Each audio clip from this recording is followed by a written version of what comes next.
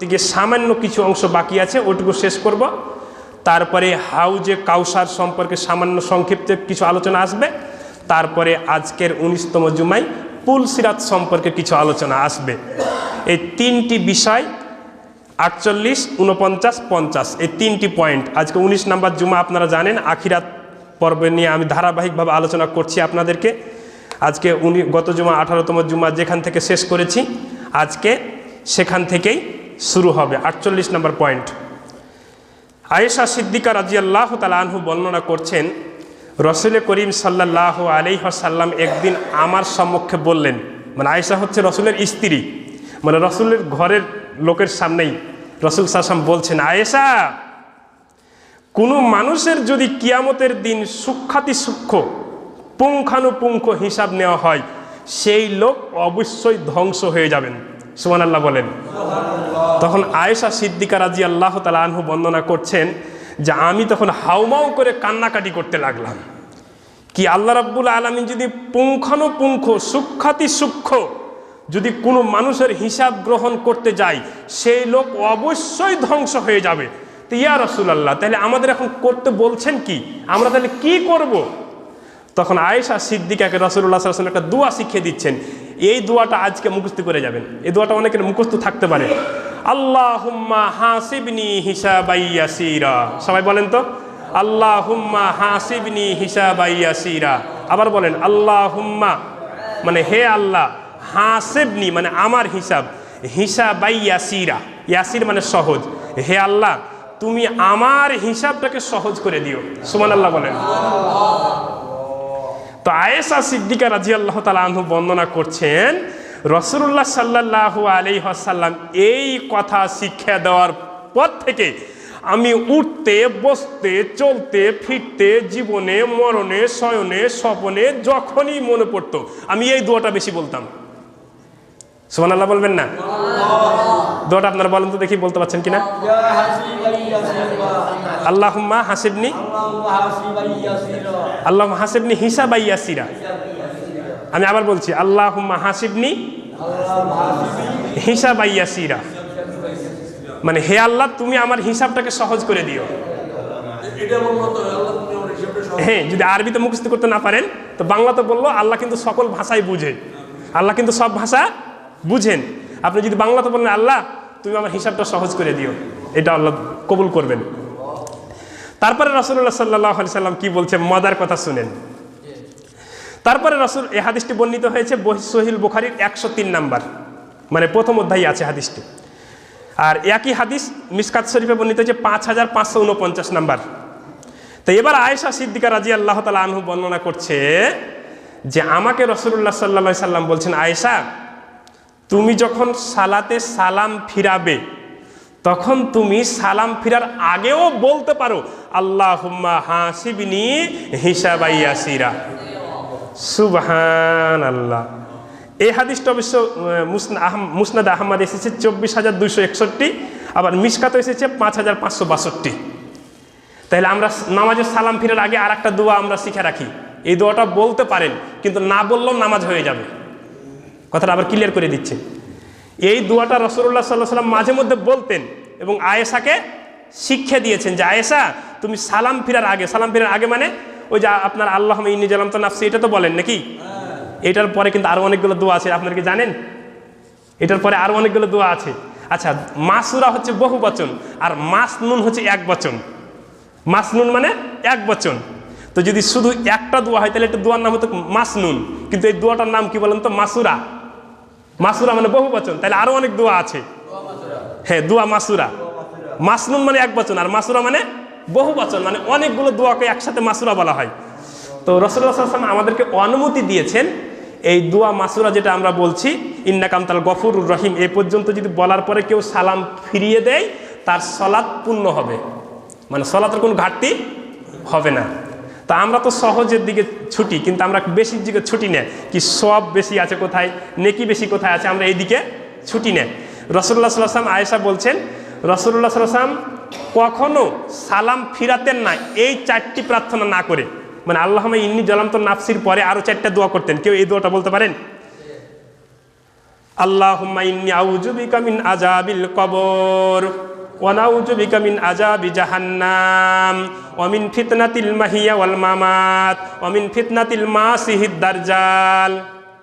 এবারে সহিহ হাদিস। কিন্তু কেউ যদি এটা নাও বলে, সালাম ফিরিয়ে দেয়, তার নামাজ হয়ে যাবে। কিন্তু বললে চারটা জিনিস থেকে নাকি মানে পানা চাইলো। আল্লাহুম্মা ইন্নী মিন আযাবিল কবর, হে আল্লাহ তুমি আমাকে কবরের আযাব থেকে বাঁচিয়ে দিও। ওয়া নাউযু বিকা মিন আযাবি জাহান্নাম, জাহান্নামের আযাব থেকে বাঁচিয়ে দিও। ওয়া মিন ফিতনাতিল মাহিয়া ওয়াল মামাত, জীবন মরণের ফিতনা থেকে বাঁচিয়ে দিও। ওয়া মিন ফিতনাতিল মাসিহিদ দাজ্জাল, আর দাজ্জালের ফিতনা থেকে বাঁচিয়ে দিও। সুবহানাল্লাহ বলবেন না? রাসূলুল্লাহ সাল্লাল্লাহু আলাইহি ওয়াসাল্লাম এটা নিয়মিত বলতেন। রাসূলুল্লাহ সাল্লাল্লাহু আলাইহি ওয়াসাল্লাম এটা নিয়মিত বলতেন। এই আলোচনাটা প্রায় থেকে 10 থেকে 12 জুমা আগে চলে গিয়েছে। তাহলে আয়েশা সিদ্দিকা রাদিয়াল্লাহু তাআলা আনহু বলছেন যে সেদিনকে আল্লাহ, তখন আয়েশা বলছেন, হ্যাঁ ইয়া রাসূলুল্লাহ, আমি জিজ্ঞেস করলাম যে ইয়া রাসূলুল্লাহ এই দোয়াটা পড়লে কিভাবে তার বিচার কাজটা কিভাবে হবে? তখন এবার মজার কথা শুনেন, রাসূলুল্লাহ সাল্লাল্লাহু আলাইহি ওয়াসাল্লাম বলছে এই দোয়াটা যে ব্যক্তি নিয়মিত পড়বে ওই ব্যক্তিকে আল্লাহ সামনে ডাকবে। একটা আমার দিকে তাকান, ডেকে আল্লাহ রাব্বুল আলামিন পাপ রাশি দেখাবেন। কিভাবে দেখাবেন আমরা জানি না। মনে করেন যে এটা আপনার পাপের খাতা, এটা আপনার পাপের খাতা। তখন আল্লাহ বলবেন যে বান্দা তুমি এগুলো পাপ করেছো, এগুলো পাপ করেছো। তখন বান্দা বলবে যে জি পাপ করেছি। তখন আল্লাহ বলবেন যাও তোমাকে মাফ করে দিলাম। মানে হাদিসের মধ্যে রয়েছে যে হে আয়েশা জেনে রেখো সেদিন যার হিসাব যাচাই বাছাই করা হবে সে পুঙ্খানুপুঙ্খরূপে নিশ্চিত ধ্বংস হয়ে যাবে। আর যদি কোনো ব্যক্তি এই দোয়া নিয়মিত পড়ে থাকে আল্লাহ তার সহজ হিসাব নিবে। আল্লাহ তাকে কাছে ডাকার পরে বলবেন বান্দা তুমি কি এসব পাপ করেছো? তখন সে স্বীকৃতি জ্ঞাপন করে বলবে জি পাপ করেছি। তখন আল্লাহ তাকে বলবেন যাও তোমাকে ক্ষমা করে দেওয়া হলো। তাহলে এটা হচ্ছে হিসাবে ইয়াসির, হিসাবে ইয়াসির মানে সহজ হিসাব। তাহলে আমরা আজকে একটা দোয়া শিখে যাব, আল্লাহুম্মা হাসিবনি হিসাবা ইয়াসিরা। আবার বলেন তো, আল্লাহুম্মা হাসিবনি হিসাবা ইয়াসিরা। এবার 48 নম্বর পয়েন্ট শেষ। 49 নম্বর পয়েন্ট, আল্লাহ রাব্বুল আলামিন বিচারের মাঠে সর্বপ্রথমকে ডাকবেন হযরত আদমকে। তার আগে একটা ঘটনা আছে যে সকল নবী ইয়া নাফসি করবে, আর আমাদের নবী ইয়া উম্মতি করবে। এই মুহূর্তে ডাকবে, এটা লম্বা ঘটনা। তখন হযরত আদমকে ডাকবে, তখন আদম বলবে যে লাব্বাইক আল্লাহ আমি উপস্থিত। তখন আদমকে বলবে যে আদম তুমি তোমার সন্তানদেরকে জান্নাতি এবং জাহান্নামী বের করে দাও, মানে পৃথক করে দাও। তখন আল্লাহ বলবেন না, আদম বলবেন যে আমি কিভাবে পৃথক করব বুঝতে তো পারছি না, মানে কতজন জান্নাতের দিব আর কতজন জাহান্নামের দিব এটা তো আমি বুঝতে পারছি না। তখন আল্লাহ বলবেন যে প্রতি হাজারে 999 জন জাহান্নামী আর প্রতি হাজারে 1 জন করে জান্নাতি হবে। সুবহানাল্লাহ। তখন হযরত আদম আলাইহিস সালাম আল্লাহর দরবারে কান্নাকাটি শুরু করে দিবেন। তখন মুহাম্মদ সাল্লাল্লাহু আলাইহি সাল্লাম বলছেন, তখন হযরত আদমকে আল্লাহ সান্ত্বনা দেওয়ার জন্য বলবে আদম এই 1000-এর মধ্যে 999 জন হবে ইয়াজুজ মাজুজ থেকে আর 1 জন হবে মুসলিমদের মধ্য থেকে। তাহলে এবার 1000 হলো, মানে 999 জন হবে ইয়াজুজ মাজুজদের থেকে আর 1 জন হবে হযরত আদম থেকে শুরু করে মুহাম্মদ সাল্লাল্লাহু আলাইহি সাল্লাম পর্যন্ত যে অসংখ্য উম্মত অসংখ্য নবী, এই নবীর উম্মতদের মধ্যে 1 জন, তাহলে 1000। কিন্তু এই 1000-এর মধ্যে 1 জন জান্নাতি হবে কে? এটা কিন্তু হাদিসে উল্লেখ আসেনি। ইয়াজুজ মাজুজও হতে পারে, আমাদের উম্মতি হতে পারে। তবে তারপরের হাদিসটা শুনে নেবার। তখন রাসূলুল্লাহ সাল্লাল্লাহু আলাইহি ওয়াসাল্লামকে আবু হুরায়রা জিজ্ঞেস করলেন এবং আবু সাঈদ খুদরি পাশে ছিলেন। তখন আবু হুরায়রা জিজ্ঞেস করলেন ইয়া রাসূলুল্লাহ তো এই 1000 মানে প্রতি 1000-এর মধ্যে কতজন আপনার উম্মত হবে? তখন মুহাম্মদ সাল্লাল্লাহু আলাইহি ওয়াসাল্লাম বলছেন যে 4 ভাগের 1 ভাগ। তখন আবু সাঈদ খুদরি বলছেন আমরা হতাশ হয়ে বললাম আল্লাহু আকবার, মাত্র 4 ভাগের 1 ভাগ উম্মতে মুহাম্মদী থেকে জান্নাতি হবে? তখন মুহাম্মদ সাল্লাল্লাহু আলাইহি ওয়াসাল্লাম একটু পরে বলছেন 4 ভাগের 2 ভাগ, সুবহানাল্লাহ বলেন, মানে অর্ধেক। 4 ভাগের 2 ভাগ মানে অর্ধেক। তখন আমরা আবার হতাশ হয়ে বললাম আল্লাহু আকবার, মাত্র অর্ধেক। তখন এবার মজার কথা শুনেন, তখন রাসূলুল্লাহ সাল্লাল্লাহু আলাইহি ওয়াসাল্লাম বলছেন, আবু সাঈদ খুদরি শুনো, জান্নাতবাসী যারা হবে কিয়ামতের মাঠে তাদের মোট 120টা কাতার হবে, মানে যারা জান্নাতি হবে তাদের 120 কাতার হবে। আর মোট উম্মত যারা হবে তাদের 73 কাতার হবে। 73 কাতারের মধ্যে 72 কাতার কি, কুল্লুহু ফিন্নার ইল্লা মিল্লাতে ওয়াহিদা, মানে 72 কাতার জাহান্নামী, 1 কাতার জান্নাতি, এটা সব ইন টোটাল সবাইকে দিয়ে। আর এই 1 কাতার জান্নাতির আবার 120 কাতার হবে। বুঝলেন না কথাটা? মানে কিয়ামতের মাঠে যত মানুষ থাকবে, ইহুদি, খ্রিস্টান, বৌদ্ধ, নাসারা, কনফুসীয়, তাওবাদ, সিন্টেবাদ, মজুসি, রোমান ক্যাথলিক, হিন্দু, নাস্তিক, সব দিয়ে হবে 73 কাতার। 73 কাতারের মধ্যে 72 কাতার হবে কি, জাহান্নামী, 1 কাতার জান্নাতি হবে। এখন এই 1 কাতারকে আল্লাহ রাব্বুল আলামিন 120 কাতার করবে। 120 কাতার করার পরে এই হাদিসটি বুরাইদা রাদিয়াল্লাহু তাআলা আনহু বর্ণনা করছেন যে রাসূলুল্লাহ সাল্লাল্লাহু আলাইহি ওয়াসাল্লাম আমাকে বললেন যে আমার উম্মত হবে 80 কাতার। সুবহানাল্লাহ, এবার কিন্তু আরেকটু বেশি বাড়ছে, মানে 3 ভাগে 2 ভাগে হয়ে গেছে। 120 কাতারের মধ্যে আমার উম্মত হবে কত কাতার, 80 কাতার। আর বাকি 40 কাতার হবে সমস্ত নবীদের উম্মত থেকে। সুবহানাল্লাহ বলেন। তাহলে আমাদের শেষ নবীর মুহাম্মদ সাল্লাল্লাহু আলাইহি সাল্লামের উম্মতরা হবে 80 কাতার জান্নাতি, মানে 3 ভাগের 2 ভাগ, মানে কমপক্ষে 66-67%। 67% জান্নাতি হবে কার, মুহাম্মদ সাল্লাল্লাহু আলাইহি সাল্লামের। তারপরে হাদিসটা শুনেন, মুহাম্মদ সাল্লাল্লাহু আলাইহি সাল্লাম বলছেন আল্লাহ রাব্বুল আলামিন প্রত্যেক নবীকে একটা স্পেশাল দোয়া করার সুযোগ দিয়েছিলেন। মানে হযরত আদম থেকে শুরু করে ঈসা পর্যন্ত যত নবী এসেছে প্রত্যেক নবীকে আল্লাহ রাব্বুল আলামিন একটা স্পেশাল দোয়া করার সুযোগ দিয়েছিলেন। তো এই দোয়াটা প্রত্যেক নবী দুনিয়াতে করে নিয়েছে, কিন্তু আমি দুনিয়াতে এখনো করিনি। আমি করব ওই কিয়ামতের বিভীষিকাময় ময়দানে যখন মানুষ সব জাহান্নামে চলে যাবে, তখন আমি ওই দোয়াটা করব। সুবহানাল্লাহ বলেন। কথাটা বুঝতে পারলেন না বোধহয়? মানে আল্লাহ রাব্বুল আলামিন এই দুনিয়াতে যত নবী রাসূল পাঠিয়েছেন প্রত্যেক নবী এবং রাসূলকে একটা করে স্পেশাল দোয়া করার সুযোগ দিয়েছেন। মানে এই দোয়াটা যা করবে তাই কবুল হবে। তো মুহাম্মদ সাল্লাল্লাহু আলাইহি ওয়াসাল্লাম বলছেন এই দোয়াটা আমি এখনো দুনিয়াতে করিনি এবং করব না, এই দোয়াটা আমি কিয়ামতের মাঠে করব। সুবহানাল্লাহ বলেন। তখন সাহাবীরা বলছেন এটা কখন করবেন? তখন মুহাম্মদ সাল্লাল্লাহু আলাইহি ওয়াসাল্লাম বলছেন যে এই দোয়াটা আমি তখন করব যখন দেখব যে আমার উম্মতদেরকে ফেরেশতারা শিকলবন্দি করে সারিবদ্ধ করে হাকাইয়া হাকাইয়া ওয়াসিকাল্লাযীনা কাফারু ইলা জাহান্নামা জুমারা, হাকাইয়া হাকাইয়া শিকলবন্দি করে জাহান্নামের দিকে টেনে টেনে নিয়ে যাবে, তখন আমি এই দোয়াটা করব। তখন আল্লাহ রাব্বুল আলামিন আমার এই দোয়াটা কবুল করবেন আর আমাকে বলবেন যে মাথা উঠাও, তোমার দোয়া কবুল হয়ে গেছে। সুবহানাল্লাহ বলেন। তখন আমি মুহাম্মদ সাল্লাল্লাহু আলাইহি ওয়াসাল্লামকে আল্লাহ বলবেন যে তুমি তোমার উম্মতদেরকে জান্নাতে নিয়ে চলে যাও। এবার একটা মজার কথা শুনেন, এতক্ষণ ধরে দোয়া করলেন, মাথা সেজদা পড়ে থাকলেন, সেজদা থেকে উঠার পরে নবীকে বলবেন যে তুমি তোমার উম্মতদেরকে জান্নাতে নিয়ে চলে যাও। তখন এবার মুহাম্মদ সাল্লাল্লাহু আলাইহি ওয়াসাল্লামকে আয়েশা জিজ্ঞেস করছে, ইয়া রাসূলুল্লাহ, তাহলে তো আপনার উম্মতের জন্য একটা গোল্ডেন অপরচুনিটি, আপনি তো সবাইকে জান্নাতে নিয়ে চলে যাবেন। তখন মুহাম্মদ সাল্লাল্লাহু আলাইহি ওয়াসাল্লাম বলছে যে না, আমি তাদেরকে জান্নাতে নিয়ে যাব যাদের উজুর অঙ্গ সূর্যের মতো উজ্জ্বল ভাবে চমক দিবে, আলো দিবে।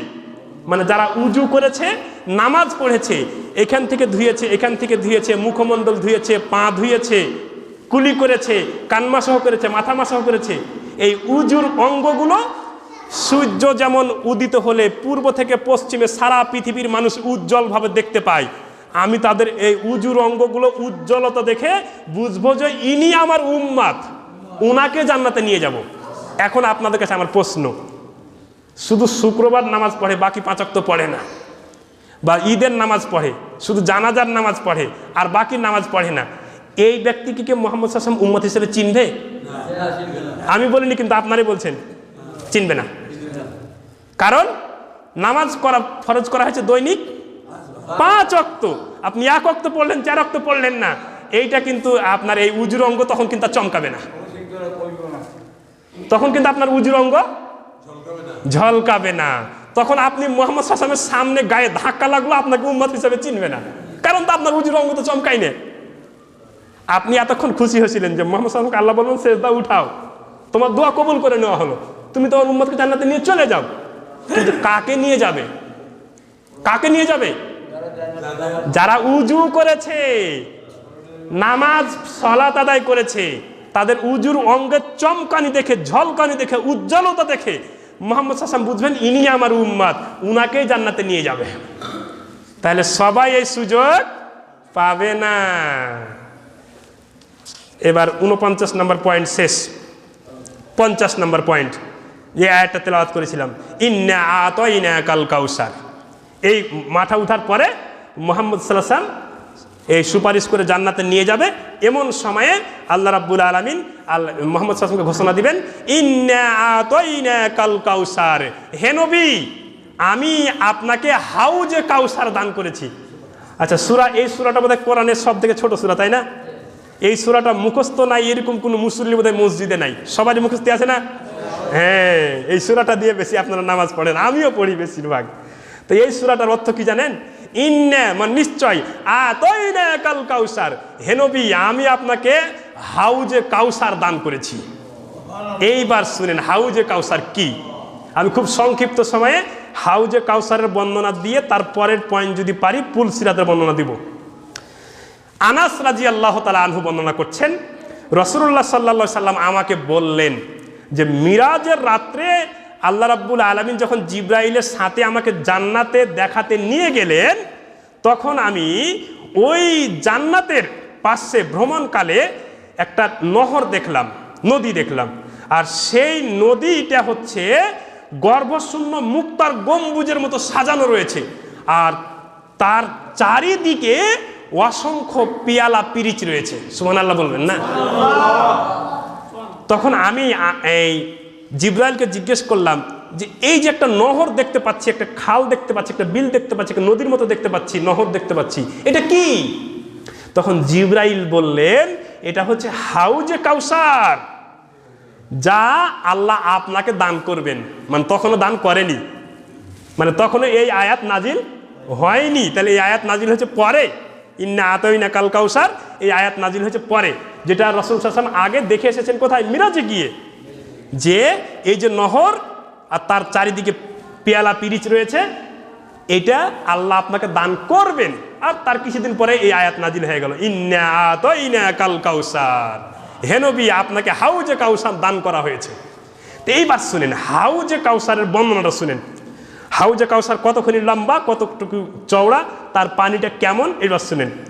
আব্দুল্লাহ ইবনে আমর রাদিয়াল্লাহু তাআলা আনহু বর্ণনা করছেন, রাসূল করিম সাল্লাল্লাহু আলাইহি সাল্লামকে আমি হাউজে কাউসার সম্পর্কে জিজ্ঞেস করলাম, মানে এই আয়াত নাজিল হওয়ার পরে, যে ওমাল হাউজে কাউসার, হাউজে কাউসার কি? তখন মুহাম্মদ সাল্লাল্লাহু আলাইহি ওয়াসাল্লাম বলছে, শুনো, হাউজে কাউসার হচ্ছে একটা পানির ধারা, পানির ঝর্ণা। এটা এত বিশাল বড় যে দুনিয়াতে তোমরা 1 মাসে যত পথ অতিক্রম করো, এটা চতুর্দিকে 1 মাসের রাস্তা। সুবহানাল্লাহ, এত বড় হাউজে কাউসার। তারপর হাউজে কাউসার কি আছে? পানি আছে। তখন মুহাম্মদ সাল্লাল্লাহু আলাইহি ওয়াসাল্লাম বলছে এই পানিটা হচ্ছে দুধের চাইতে অধিক সাদা, দুধের চাইতে অধিক সাদা, এবং তার সুঘ্রাণ হরিণের মিঘনাবি অপেক্ষা সুগন্ধিময়। আচ্ছা আপনারা হরিণ দেখেছেন? হরিণের একটা পেটের ভিতরে একটা সুগন্ধি আছে, এটাকে মিঘনাভি বলা হয়। তো এর ঘ্রাণ, পৃথিবীতে যত ঘ্রাণ আছে তার মধ্যে এর ঘ্রাণটা নাকি সবচেয়ে বেশি সুস্বাদু, সুমিষ্ট। তো মুহাম্মদ সাল্লাল্লাহু আলাইহি ওয়াসাল্লাম বলছে যে তার চাইতে অধিক সুঘ্রাণ। সুবহানাল্লাহ, এত সুস্বাদু পানি আল্লাহ রাব্বুল আলামিন এই কিয়ামতের বিভীষিকাময় পরিস্থিতিতে মানুষ যখন সব কি করবে, ইয়া নাফসি করে ঊর্ধ্বমুখী হবে, সব উলঙ্গ থাকবে, কেউ কারো লজ্জাস্থানের দিকে তাকাবার ফিলিংস হবে না। এইরকম বিভীষিকাময় পরিস্থিতিতে আল্লাহ রাব্বুল আলামিন নবীকে কি দান করেছেন? হাউজে কাউসার দান করেছে। আর তারপরে শুনেন, আর সেখানকার পান পাত্রের সংখ্যা আকাশের তারার চাইতে বেশি। মানে ওই যে পিয়ালা পিরিচের সংখ্যা আকাশের তারার চাইতে বেশি। পৃথিবীর বিজ্ঞানীরা সব কিছু গবেষণা করতে পারলো, এখন আকাশে কত তারকারাজি রয়েছে এটা এখনো কেউ গবেষণা করতে পারে নাই, মানে অসংখ্য। তো সেই দিনকার পিয়ালা পিরিচের সংখ্যাও হবে, পানপাত্রের সংখ্যা হবে অসংখ্য। তারপরে হাদিসটা শুনেন, যে ব্যক্তি সেখান হতে একবার পানি পান করবে সে আর কখনো পিপাসিত হবে না। সুবহানাল্লাহ। একবার যদি পানি পান করতে পারেন তাহলে আর আপনাকে তৃষ্ণা লাগবে না। সুবহানাল্লাহ। বলেন যে হে আল্লাহ, আমাদেরকে হাউজে কাউসারের পানি পান করার তৌফিক দান করিয়েন। বলেন আমিন আমিন। আল্লাহ যেন কবুল করেন। এটা আমার আপনাদের সারা জীবনের স্বপ্ন যে সেদিনকে যদি এই হাউজে কাউসারের পানি একবার পান করতে পারেন তাহলে আর তৃষ্ণা লাগবে না। তো এবার শুনেন, হাউজে কাউসারের পানি কারা পান করতে পারবে আর কারা পান করতে পারবে না, এইবার শুনেন হাদিসটা। এই হাদিসটা সাহল ইবনে সাদ রাদিয়াল্লাহু তাআলা আনহু বর্ণনা করছেন যে হাউজে কাউসারের পানি কারা পান করতে পারবে আর কারা পান করতে পারবে না। আমি রাসূল সাল্লাল্লাহু আলাইহি ওয়াসাল্লাম বলছেন যে আমি সর্বপ্রথমে হাউজে কাউসারের কাছে উপস্থিত থাকব। যে ব্যক্তি আমার নিকটে পৌঁছবে আমি তাকে হাউজে কাউসারের পানি পান করাবো। এমতো অবস্থায় পানি পান করাতে থাকবো। এমন সময় আমার কাছে লোকজন আসতে থাকবে। তখন তাদের মাঝে এবং আমার মাঝে একটা প্রাচীর সৃষ্টি করে দেওয়া হবে।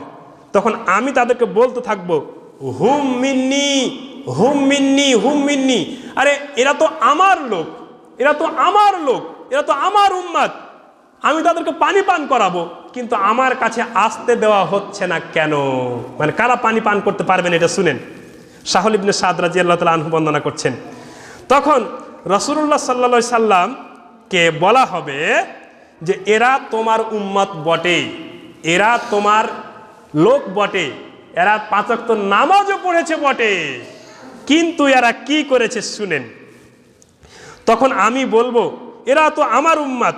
তখন আমাকে বলা হবে আপনি জানেন না আপনার অবর্তমানে তারা যে কত নতুন নতুন বেদাতি পদ্ধতি আবিষ্কার করেছে, এই জন্য তাদের থেকে আপনার মধ্যে আল্লাহ রাব্বুল আলামিনের পক্ষ থেকে পর্দার অন্তরাল করে দেওয়া হয়েছে।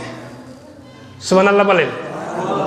মানে পানি পান করতে যাবেন আর মুহাম্মদ সাল্লাল্লাহু আলাইহি ওয়াসাল্লাম আপনাদেরকে পানি পান করার জন্য প্রস্তুতি নিবেন, এমন সময়তে আল্লাহর পক্ষ থেকে ওই হাউজে কাউসারের মানে পানি পানের মধ্যে মুহাম্মদ সাল্লাল্লাহু আলাইহি ওয়াসাল্লামের মধ্যে এবং ওই সকল লোকের মধ্যে একটা পর্দার অন্তরাল হয়ে যাবে।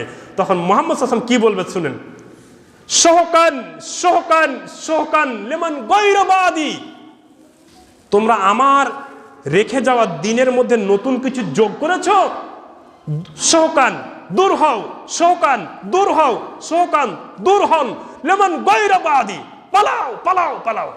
মানে মুহাম্মদ সাল্লাল্লাহু আলাইহি ওয়াসাল্লাম এই কথা বলবে না, আরে ফেরেশতা তোমরা বাদ দাও তো, বুঝতে পারেনি, অত শিক্ষিত লোক না, ভালো মনে করি তো করেছে, আমার দিনের মধ্যে কিছু একটু যোগ করেছে। আমি বলেছি নামাজের পরে আয়াতুল কুরসি পাঠ করো, তো ওরা আয়াতুল কুরসি জানো না, তখন ইমামের সাথে একটু সম্মিলিত হাত তুলে মোনাজাতি করেছে, তো কি অন্যায় করেছে নাকি, খারাপ কিছু করেছে নাকি? আই ফেরেশতা তোমরা বাদ দাও, আসো তোমরাকে পানি খাইয়ে দিই, এ কথা কি বলবে? কি বলবেন? শোহকান শোহকান শোহকান, দূর হও দূর হও দূর হও লিমান গায়রা বাদি, যারা আমার দিনের মধ্যে নতুন সৃষ্টি করেছে তাদের কোনো সুযোগ নাই পানি খাওয়ার। সুবহানাল্লাহ। তাহলে হাউজে কাউসারের পানি তারাই পান করতে পারবে যারা মুহাম্মদ সাল্লাল্লাহু আলাইহি সাল্লাম ইসলামকে যেভাবে রেখে গিয়েছেন হুবহু ওইভাবে যারা অনুসরণ করবে তারা পান করতে পারবে। আর যারা নিজের থেকে একটু ভালো মনে করে যোগ করবে, বাড়াবে, কমাবে, তারা কিন্তু এই সুযোগ আর পাবে না। তাহলে হাউজে কাউসারের পানি পান করতে হলে ইত্তেবাই সুন্নাহ থাকা লাগবে, মানে মুহাম্মদ সাল্লাল্লাহু আলাইহি ওয়াসাল্লামের পুরোপুরি অনুসরণ থাকা লাগবে। আচ্ছা, অনুসরণটা কেমন করতে হবে একটু শুনেন। তাহলে মুহাম্মদ সাল্লাল্লাহু আলাইহি সাল্লামের সামনে কিছু সাহাবী বসে আছে, এমন সময় একজন মরুভূমির আরব বেদুইন আসছে, দে বলছে ইয়া রাসূলুল্লাহ আমাকে কিছু উপদেশ দেন। কিছু এরকম লোক থাকে না, মনে করেন যে আপনারা গুরুত্বপূর্ণ 5 জন ব্যক্তি একটা কথা বলছেন, আপনাদের কথার মধ্যে এসে কথা বলতে লেগেছে, কিন্তু একটু অপেক্ষা করেন, এরকম লোক আছে না নাই? এটা কিছু অশিক্ষিত লোকের এটা বৈশিষ্ট্য। তো এই সাহাবীও এরকমই, মানে আবু হুরায়রা বর্ণনা করছে যে আমরাকে রাসূলুল্লাহ সাল্লাল্লাহু আলাইহি ওয়াসাল্লাম গুরুত্বপূর্ণ ওয়াজ করছেন এমন সময়তে এক আরব বেদুইন মরুভূমির অশিক্ষিত লোক এসেই বলছে, ইয়া রাসূলুল্লাহ আমাকে কিছু উপদেশ দেন। আচ্ছা বলেন তো মনটা খারাপ হয় আর না হয়? আবু হুরায়রা এইভাবে হাদিস বর্ণনা করছে। তো মুহাম্মদ সাল্লাল্লাহু আলাইহি ওয়াসাল্লাম বিরক্ত হলেন না। আমরা হলে বলতাম, এই তোমার আন্দাজ নাই, আমি এখানে এই জনসভায় বিশাল একটা গুরুত্বপূর্ণ বক্তব্য দিচ্ছি আর তুমি কথার মধ্যে কথা বলছো। কিন্তু মুহাম্মদ সাল্লাল্লাহু আলাইহি ওয়াসাল্লাম এই কথা বললেন না। তখন মুহাম্মদ সাল্লাল্লাহু আলাইহি ওয়াসাল্লাম তাকে কাছে ডাকলেন, কাছে ডেকে তাকে 5টা উপদেশ দিলেন। কয়টা? 5টা উপদেশ দিলেন। শুনেন মজার কথা, বলছে তুমি যখনই আজান হবে, আজান হওয়ার সাথে সাথে তুমি নামাজে যাবে, সম্পদ হলে তুমি জাকাত দিবে, মানুষকে দেখা মাত্রই সালাম দিবে, পিতামাতার খেদমত করবে, দিনে 5 বার নামাজ পড়বে, মানে এই ওয়াক্তে এই টাইমে। এবার এই সাহাবী বলছে, হে আল্লাহর নবী, ওয়াল্লাহি আল্লাহর কসম করে বলছি, এখনো যারা সৌদি আরব গেছেন, সৌদি আরবের লোকেরা যদি কথায় কথায় বলবে ওয়াল্লাহি, মানে এটা রাসূল সাল্লাল্লাহু আলাইহি ওয়াসাল্লামের যুগ থেকে আছে, মানে আল্লাহর কসম। আর আপনারা তো বলেন চোখের কিরা, মাটির কিরা, বাপের কিরা, মার কিরা, না এ ধরনের কিরা খাবেন না। কি বলবেন? যে কোনো কথা বলছেন ওয়াল্লাহি, আল্লাহর কসম। সৌদি আরবের লোকেরা এখনো কথায় আপনার সাথে কথা বলতে বলতে 2 বার 3 বার বলা গেছে ওয়াল্লাহি। তো ওই সাহাবী বলছে ওয়াল্লাহি, আল্লাহর কসম, যার হাতে আমার প্রাণ, যার হাতে আমার মরণ, আপনি আমাকে যেইভাবে যতটুকু যে সিস্টেমে করতে বললেন আমি এই সিস্টেমেই করব, এর থেকে কমও করব না, বেশিও করব না। এই কথা বলেই এই স্পষ্টবাদী ঠোঁট কাটা সাহাবী চলে যাচ্ছে। চলে যাওয়ার সাথে সাথে জিবরাইল চলে আসছে। সুবহানাল্লাহ বলেন। আরে এই সাহাবী এই কথাটা বলে মনে করেন যে মসজিদের গেট এতক্ষণই চলে গিয়েছে। একটা মজার কথা বলি, রাসূলুল্লাহ সাল্লাল্লাহু আলাইহি ওয়াসাল্লামকে পিছনে করে চলে যাচ্ছে, হেঁটে চলে যাচ্ছে। আর আমাদের দেশের মাজার কবরে যদি আপনি যান তো পিছন ফিরে নাকি হেঁটে যাবে না, পিছন দিকে হেঁটে হেঁটে আসতে হবে। নাউজুবিল্লাহ, এরকম কোনো তথ্য ইসলামে নাই। আবু হুরায়রা বর্ণনা করছে রাসূলুল্লাহ সাল্লাল্লাহু আলাইহি ওয়াসাল্লামকে পিছনে রেখে লোকটা হেঁটে চলে যাচ্ছে। এমতো অবস্থায় জিবরাইল হাজির। জিবরাইল এসে কি বলছে মজার কথা শুনেন। জিবরাইল বলছে, হে আল্লাহর নবী, আপনি যদি দুনিয়াতে কোনো জান্নাতি লোককে দেখে খুশি হতে চান তবে এই লোকটার দিকে তাকান। সুবহানাল্লাহ। তখন ইমাম বুখারী এই হাদিসটা আনার পরে একটা কথা লিখেছে, টিকা লিখেছে যে এই লোকটা কিন্তু এখনো নামাজ আদায় করেনি, মানে উপদেশ নিয়েছে কিন্তু এখনো পালন করেনি। এই লোকটা 5টা উপদেশ খালি শুনেছে, কিন্তু এখনো কি বাস্তবে রূপ করে পালন করেছে? বাস্তবে পালন করেনি। কিন্তু ইমাম বুখারী এই হাদিসটা নিয়ে আনার পরে বলছে যে সে কিন্তু একটা কথা বলেছে, পাওয়ারফুল কথা, খুবই গুরুত্বপূর্ণ একটা কথা বলেছে। এই কথাটা আপনাকে বুঝতে পেরেছেন কি বলেছে? হ্যাঁ, হে আল্লাহর নবী, আপনি আমাকে যেইভাবে যতটুকু যে পদ্ধতিতে করতে বললেন সেই পদ্ধতিতে করব, এর থেকে কমও করব না, এর থেকে বেশিও করব না, সংযোজনও করব না, বিয়োজনও করব না, আপনি যেভাবে করতে বললেন সেইভাবেই করব। পাওয়ারফুল কথা, ওয়েটপূর্ণ কথা। এই জন্য আল্লাহ রাব্বুল আলামিন দুনিয়াতে মাত্র একজন মানুষকে চলন্ত জান্নাতি বলেছে, অথচ এই লোকটা এখনো উপদেশ পালন করেনি, কিন্তু কথা একটা পাওয়ারফুল বলছে। এই জন্য এটাকে বলা হয় ইত্তেবায়ে সুন্নাহ, মানে রাসূল সাল্লাল্লাহু আলাইহি ওয়াসাল্লামের সুন্নাতের যথাযথ অনুসরণ। যথাযথ অনুসরণ যদি আপনি করতে পারেন, আপনার আমল যদি অল্পও হয়, আপনার জন্য জান্নাতের সুসংবাদ রয়েছে। কি রয়েছে? জান্নাতের সুসংবাদ রয়েছে। ওই যে রাসূল সাল্লাল্লাহু আলাইহি ওয়াসাল্লামকে মিরাজের রাত্রে সিদরাতুল মুনতাহায় ওই বড়ই গাছের নিচে 3টা জিনিস দেওয়া হয়েছিল। কি বলেন তো? 5 ওয়াক্ত সালাত, আর সূরা বাকারার শেষের 2 আয়াত, আর বলা হয়েছে আমল যদি আপনার উম্মতের অল্প হয় আর সেই আমলটা যদি রাসূল সাল্লাল্লাহু আলাইহি ওয়াসাল্লামের সুন্নাহ মোতাবেক হয়, অল্প আমলে জান্নাতের নিশ্চয়তা। কয়টা জিনিস দেওয়া হয়েছে বলেন তো? 3টা। কি কি বলেন তো? 1 5 ওয়াক্ত সালাত, 2 সূরা বাকারার শেষের 2 আয়াত, আর 3 হচ্ছে ইত্তেবায়ে সুন্নাহ ভিত্তিক, রাসূল সাল্লাল্লাহু আলাইহি ওয়াসাল্লামের সুন্নাহ ভিত্তিক অল্প আমল হলেও তাকে জান্নাতের নিশ্চয়তা। তারপরে কি পুলসিরাত, আচ্ছা আজকে পুলসিরাত সম্পর্কে যেতে পারলাম না, ধারাবাহিকভাবে 20তম জুমায় পুলসিরাত সম্পর্কে ইনশাল্লাহ আলোচনা করব। আল্লাহ রাব্বুল আলামিন, আমি কিন্তু আপনাদেরকে শুরুর সময় বলেছিলাম যে 22 জুমাতে শেষ করব, কিন্তু এখন দেখছি 22 জুমাতে পারবো না, কারণ এরপরে জান্নাত আছে, জান্নাত সম্পর্কে 2-3 জুমা লেগে যাবে। আবার জাহান্নামের বর্ণনা তো ভয়াবহ, জাহান্নামের বর্ণনা সম্পর্কে 2-3 জুমা লেগে যাবে, হয়তো 22 জুমাতে শেষ করতে পারবো না। আজকে 19তম জুমা এ পর্যন্ত শেষ করলাম। আল্লাহ রাব্বুল আলামিন আমাদেরকে বুঝার তৌফিক দান করে, বলেন আমিন।